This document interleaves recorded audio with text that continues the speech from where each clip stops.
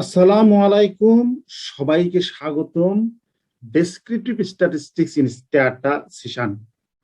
আজকে আমি আলোচনা করব কিভাবে সামারি স্ট্যাটিস্টিক্স যেমন frequency, proportion, mean, variance, standard deviation, median, interquartile range এগুলো বের করা যায়। আমরা আরো বের করবো যেমন কোয়ার্টাইল, পার্সেন্টাইল, স্কুনেস, কাটোসিস সবকিছুই আজকে বের করব।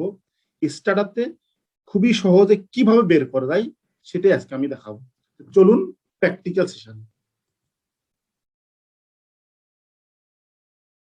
আমি যে ডেটাটা ইউজ করব প্র্যাকটিক্যাল হিসাবে, এটি এই ভিডিও ডেসক্রিপশনের লিঙ্কটি দেওয়া আছে, এখান থেকে আপনার ডেটাটি ডাউনলোড করে নিতে পারবেন।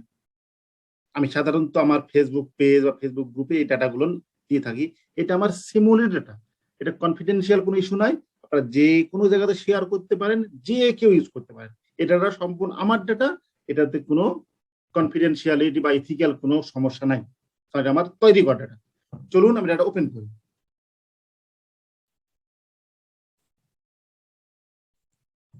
এই হচ্ছে আমার ডেটা, কোভিড রিলেটেড ডেটা। আমি এটা তৈরি করেছিলাম সিমুলেশনের মাধ্যমে। এখানে আছে স্টাডি, মাস, কোভিড, অনেক ধরনের কিছু আছে। আজকে আমি দেখাবো, এর আগে আমি ডেটা ম্যানেজমেন্ট সিস্টেমগুলো দেখাইছি। তবে আমার এই ভিডিওটি দেখার আগে আমার আগের যে ভিডিওগুলো আছে সেগুলো আপনারা দেখবেন, তাহলে ডাটা ম্যানেজমেন্ট কিভাবে করতে হয় এটা ক্লিয়ার ভাবে বুঝতে পারবেন।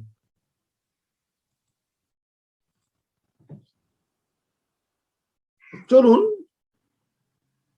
আমরা প্রথমে গ্রাফিক্যাল রিপ্রেজেন্টেশন দেখাই। তবে আজকে আমি গ্রাফিক্যাল রিপ্রেজেন্টেশনে আলোচনা করব না, আজকে আমি আলোচনা করব সাধারণত নিউমেরিক্যাল অ্যানালাইসিস, ডেসক্রিপটিভ স্ট্যাটিস্টিক্স, যেমন ফ্রিকোয়েন্সি, মেইন, ভেরিয়েন্স এগুলো। প্রথমেই আমরা ক্যাটাগরি ভেরিয়েবলের জন্য ফ্রিকোয়েন্সি দিই। যেমন ধরেন এখানে মাস্ক, তাহলে কি ফ্রিকোয়েন্সির কমান হচ্ছে টেবুলেট, আপনি সংক্ষেপে ট্যাব দিতে পারেন, টিও দিতে পারেন, ট্যাব মাস্ক ইন্টার। এই দেখুন কত পার্সেন্ট মার্কস পরে, কত পার্সেন্ট মার্কস পান, 50% নেওয়া আছে, এই জন্য 50-50 দেখাচ্ছে। তবে আবার আপনার যদি কোড দেখার প্রয়োজন হয়, যেমন ওয়ারিং মানে কি, নট ওয়ারিং মানে, কোড যদি দেখার প্রয়োজন হয় তাহলে আপনার লিখবেন জাস্ট নাম লেভেল কমা অ্যাড। এই কমাটা দিতে পারে আপনারা এই কোড সহ দেখতে পারবেন। এখন দেখুন এই যে 0 মানে ওয়ারিং, 1 মানে not varying, frequency. Similarly covid situation TA দিলেও হয়, টিএ বি দিলেও হয়। এই দেখুন কত নেগেটিভ, 44%, পজিটিভ হচ্ছে 56%।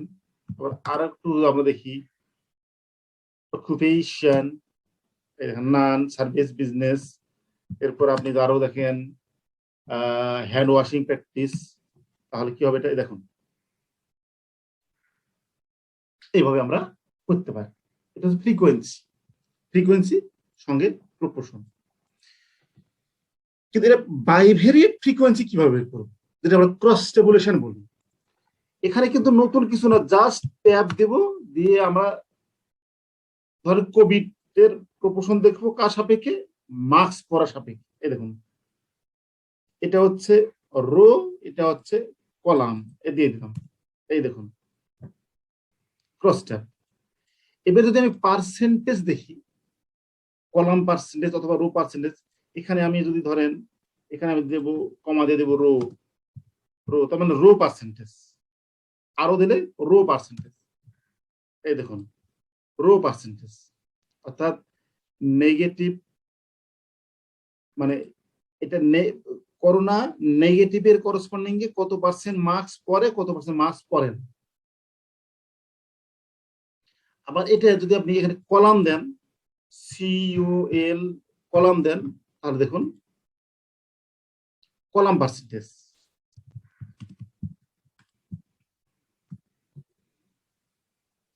এর ইন্টারপ্রিটেশন আমি যখন এটা কিভাবে সামারি টেবিলটা এক্সেলের টেবিল তৈরি করতে হয় ওই সময় আমরা ইন্টারপ্রিটেশন দেখাবো। তারপরে একটু আমি বলি 56 মানে কি, 56% মানে যারা মার্কস পড়ে তাদের মধ্যে নেগেটিভ 56%, পজিটিভ হচ্ছে 43%।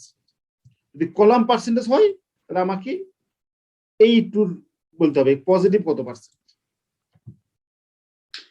আমি বললাম এখানে রো পার্সেন্টেজ, কলাম পার্সেন্টেজ বলে আমাদের আরেকটা জিনিসের প্রয়োজন হয়, সেটা হচ্ছে কি টেস্ট।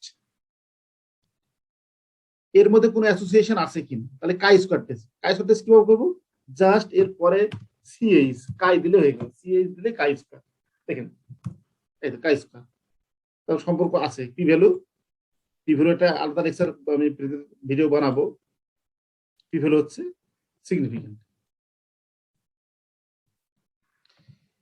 এরপর আমাদের আরেকটা জিনিসের প্রয়োজন হয় এখানে, যখন ফ্রিকোয়েন্সি খুব ছোট হয় তখন আমরা দেখি যে এখানে সেল ফ্রিকোয়েন্সি বা এইটা হচ্ছে আমাদের সেল ফ্রিকোয়েন্সি। আবার এক্সপেক্টেড ফ্রিকোয়েন্সি যদি দেখতে চাই তাদের সঙ্গে আমরা দেবো কি, কলাম দিচ্ছি না এখন, যার সঙ্গে এক্সপেক্টেড ফ্রিকোয়েন্সি দেবো ইএক্সপি দিলে আমাদের এখানে কিন্তু এটা হচ্ছে এক্সপেক্টেড ফ্রিকোয়েন্সি।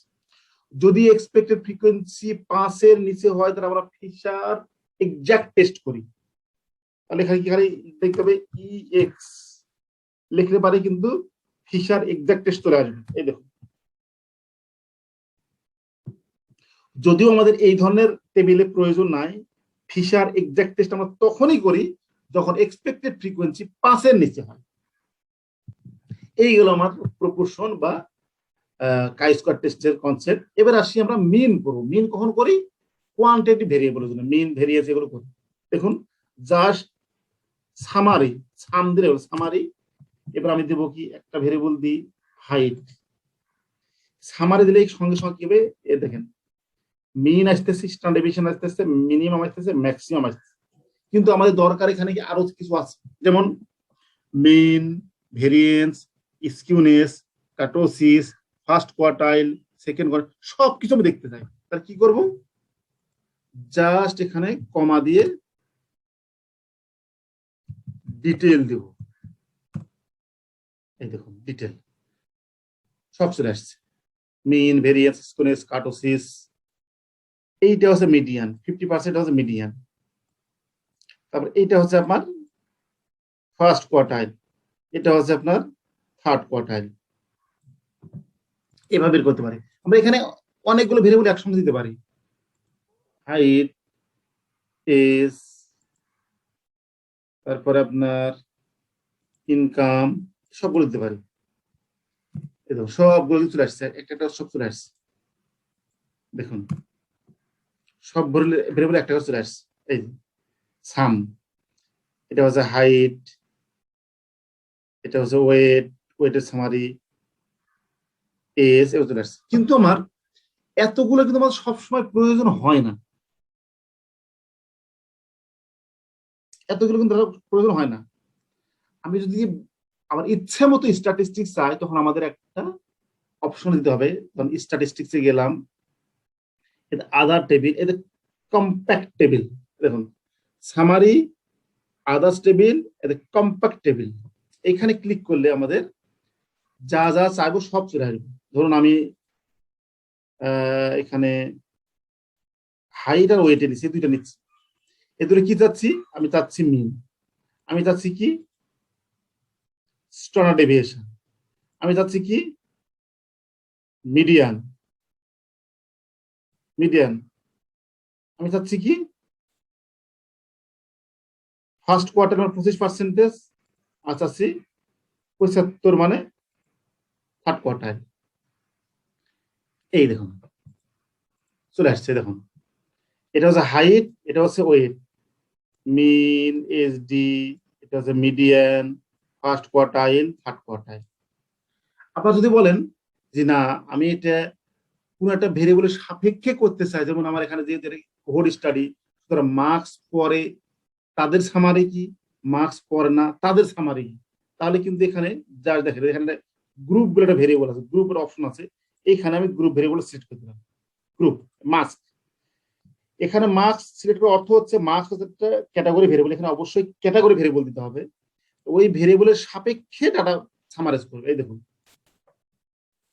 এই দেখুন যারা মার্কস পরে না, যারা মার্কস পরে, যারা মার্কস পরে তাদের মধ্যে প্রথমটা হচ্ছে, দেখেন এখানে কিন্তু মেন ভেরিয়েন্স লেখা নাই, তবে আমরা বুঝতে পারি প্রথমটা মেন, এসডি এবং সিকোয়েন্স দেওয়া আছে, এই সিকোয়েন্স। যারা মার্কস পরে তাদের মিন কত, এসডি কত, মিডিয়ান কত, কোয়ার্টাইল কত, যারা মার্কস পড়ে না তাদের টোটাল ওভারঅল, এইভাবে কিন্তু আমরা এই ট্যাব স্টার্ট এই কমান্ড দিয়ে কিন্তু আমরা খুব সহজেই এগুলো করতে পারি। আমার এই সিনট্যাক্সটা আমার এই ভিডিও ডিসক্রিপশন দিতে পারবো না, কারণ ভিডিও ডিসক্রিপশনে কিছু সিম্বল নেয় না। আমি এটা আমার ফেসবুক গ্রুপে দিব, যে গ্রুপে এই ডেটা সেটটা আছে আমি লিঙ্কটা দিয়ে দিব, সেখানে ক্লিক করলে আপনি সিনট্যাক্সগুলো সব পেয়ে যাবেন।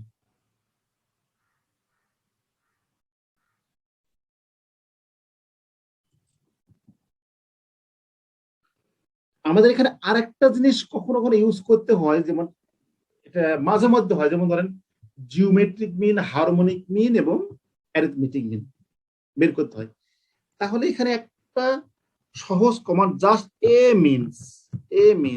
মিনস লিখে আপনি যদি কোনো কোয়ান্টিটি ভেরিয়েবল দেন, তাহলে দেখুন এন্টার দিলাম,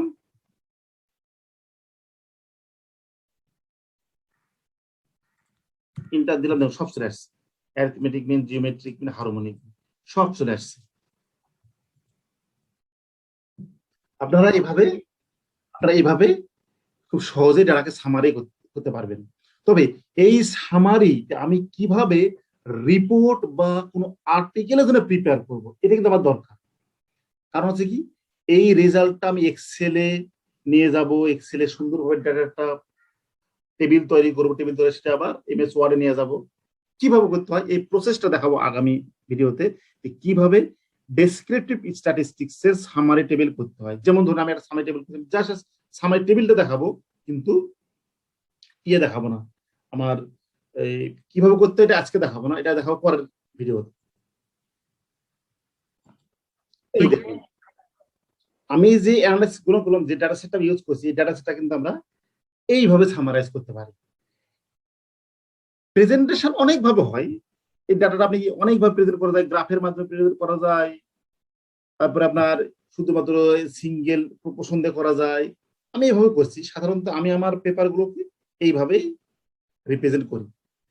আগামী লেকচারে দেখাবো আমার স্টাটা এই আউটপুট থেকে কিভাবে এই ধরনের টেবিল করা যায় এবং রেজাল্ট সেকশনটা কিভাবে লিখতে হয়, এটা আগামী ভিডিওতে দেখাবো। তো সবাইকে স্বাগতম আমার এই ছোট্ট ভিডিওটি দেখার জন্য।